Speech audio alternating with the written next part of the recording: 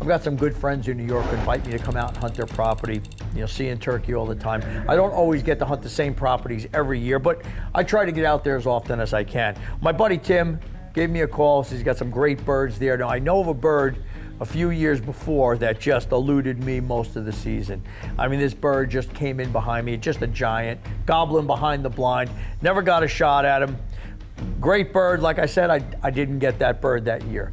So when Tim invited me back this year, I kind of was using that past memory to where I was going to set my blind for this year.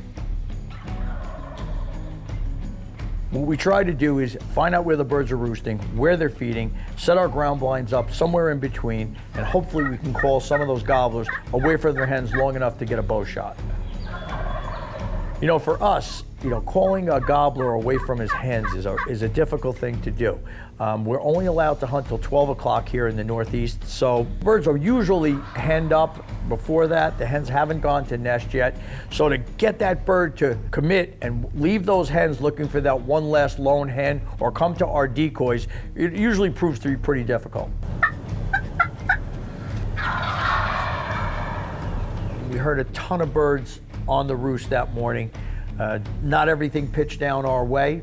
We did have one bird come right up to the decoys. This bird is 10 yards from the blind, and I'm telling John, don't move. Well, he's trying to capture the bird on camera, so what he's not realizing is he's got the lens pretty much out the window of where he's sitting. And the bird's like coming to the decoys, he's right there, but he's not presenting a shot to me. I'm not gonna lie, I haven't done this my whole life. I got into this, Gus got me into this. I'm learning as I go. I figured my job was capture the bird. Gus is a hunter first and a host second. So he has the opportunity, he's gonna take that shot. My job, one job I have, is to get this bird on camera.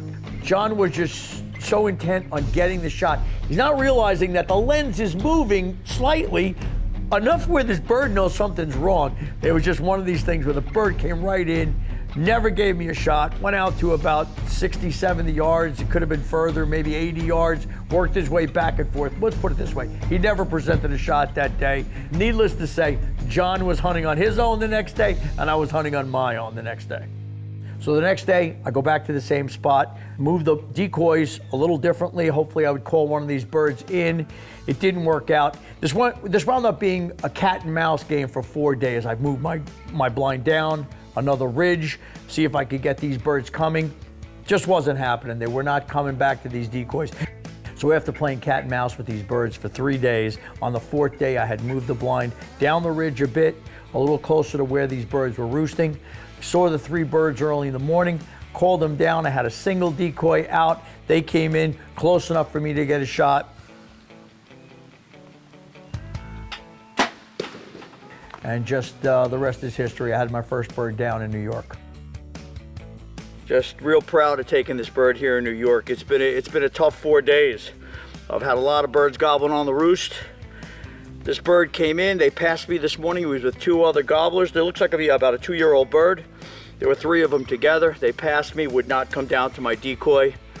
I got a string with a little bit of movement on this decoy. When I pulled it, they finally committed, came down, hung up about 36 yards. I got the shot on this bird, recovered him quick. Like I said, a nice 2-year-old bird here in New York. Any bird with a bow is a trophy. I'm gonna enjoy eating these turkey cutlets. Great morning.